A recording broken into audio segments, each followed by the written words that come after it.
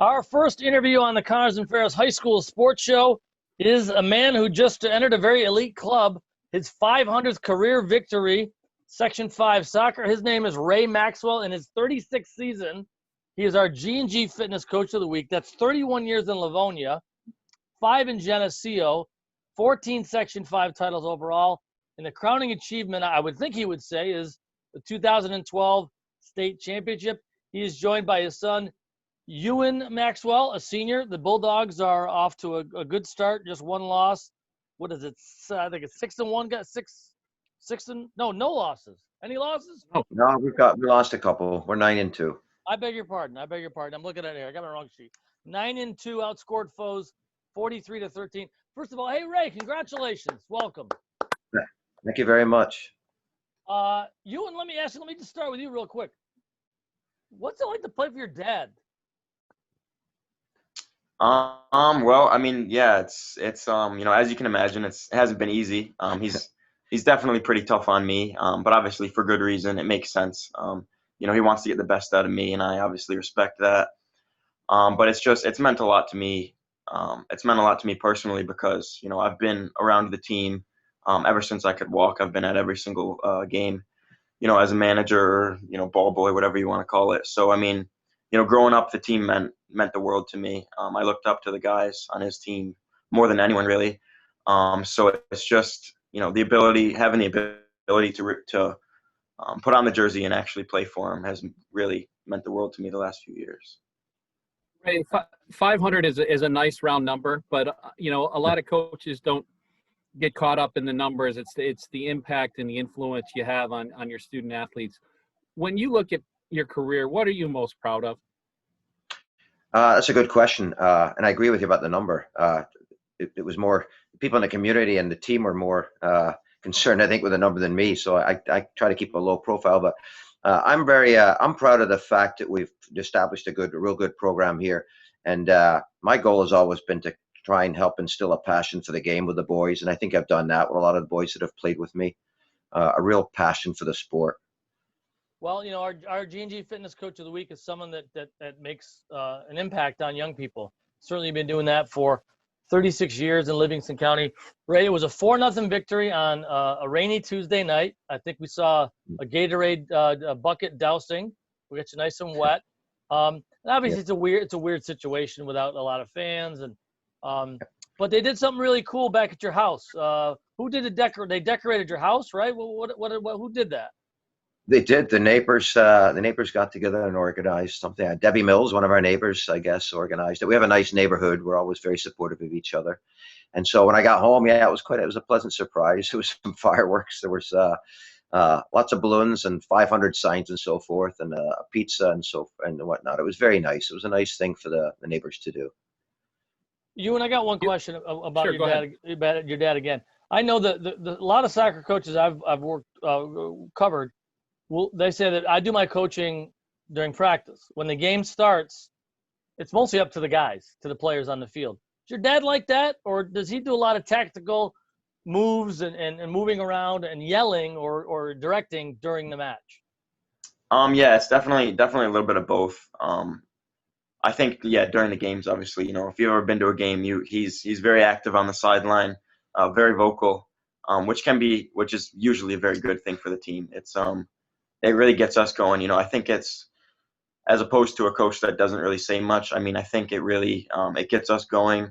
It makes us believe almost out on the field, and I'd say it's an inspiring thing for the team. Having a very active coach on the sideline, he definitely is. He's very, like you said, like a lot of tactical, strategic, and getting on his players, making sure he's getting the best out of us, things like that during the game. So, Ray, you've coached a lot of other people's sons over all of this time, and Jeff asked you what it was like playing for you. Let's put the shoe on the other foot. Has it been like for you coaching your son and having had all this time with him over the years, being part of the program? Oh, it's been wonderful because, as he said, he's been with us since he was a little boy, as a ball boy and a manager, and up through the program. It's not been easy and I do think I'm certainly tougher on him than I am on other kids, and I think that's understandable. I mean, he's living in a house with me, so and we're driving back and forth from games, so I probably am tough on him, trying to get the best out of him. And I think he's felt that pressure sometimes, and maybe it's a little unfair, but I think that's probably quite normal for coaches that coach their sons or daughters. I can't ignore that he's my son. Even I try to just treat him as another player, but that's impossible. You've coached some amazing players over the years. Yes. I go all the way. I think the first time I was down in Livonia covering a game was when Alexi Carroll broke the scoring record for Section 5. Chirico brothers. Oh, man, I'm drawing a blank on it. There's a kid who got AGR like 3-4 years. They were brothers. Dan, boy, I can't. Dan Ames. Yeah, Dan Ames brothers, yes. Yep. Yeah, they were fantastic players. Yep.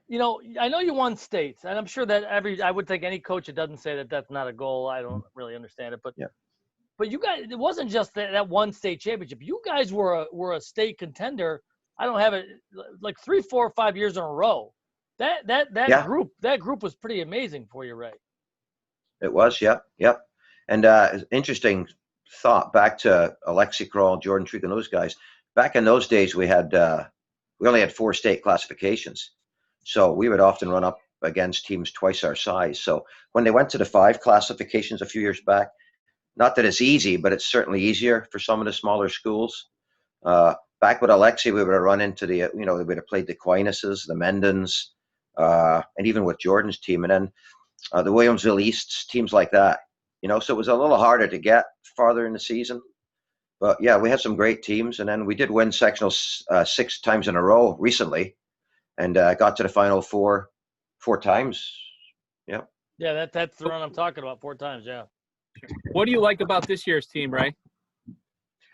Oh, this is one of the nicest. We've always gotten great boys here at Livonia. I've been very blessed in that way, just good kids.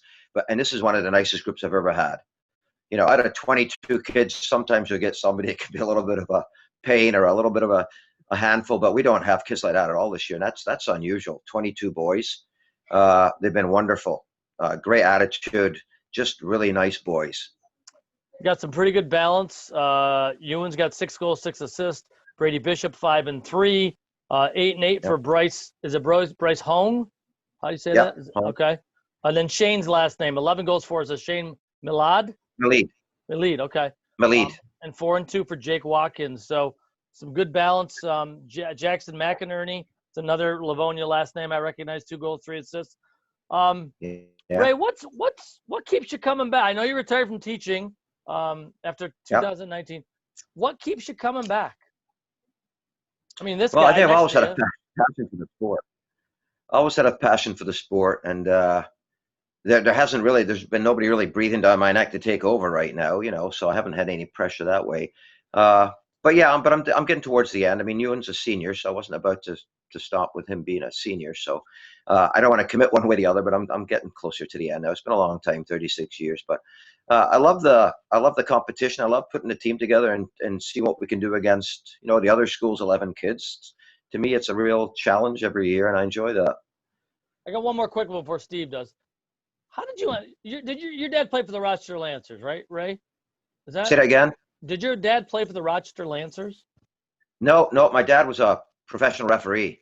Okay. I played a couple games for the Flash way back. I don't know if you guys remember the Flash. Absolutely, yeah. How did you end up in Livonia? I live in my parents brought us from Scotland when I was 12, and we ended up in Geneseo. So I went to high school in Geneseo, and then I was doing education at Geneseo State. I went to Geneseo State. I went locally, and got my student teaching placement in Livonia, and enjoyed it. We ended up, actually, my parents, just out of luck, ended up in Livonia, so I moved in with them again. They couldn't get rid of me for years, and so I was teaching at Livonia, and then the coaching job opened up there after a few years at Geneseo, so I was pleased to get that. But yeah, that's about the story. Okay. You've grown up with this, and this year has been unlike any other with all the things, but there is hopefully a sectional tournament and a chance to win one with your dad as a senior. What would that mean to you and your buddies? Because I know that in a small town like Livonia with a ton of tradition and all the passion down there, you probably get fire trucks and all that stuff when you win a sectional championship. What would it be like to have that ride into town? That would be, I can't even, honestly, that would mean the whole world to me. I can't even put it into words. I haven't felt like I've truly been a real part of a sectional winning team. I mean, I played, I won one. I got brought up as an eighth grader and I got patched there, but obviously, I was an eighth grader. I didn't get on the field. In ninth grade, I got one there as well. But, to me, it would really mean a lot for me, as a senior to get a sectional patch. Just because, to really feel like I had a big impact on it.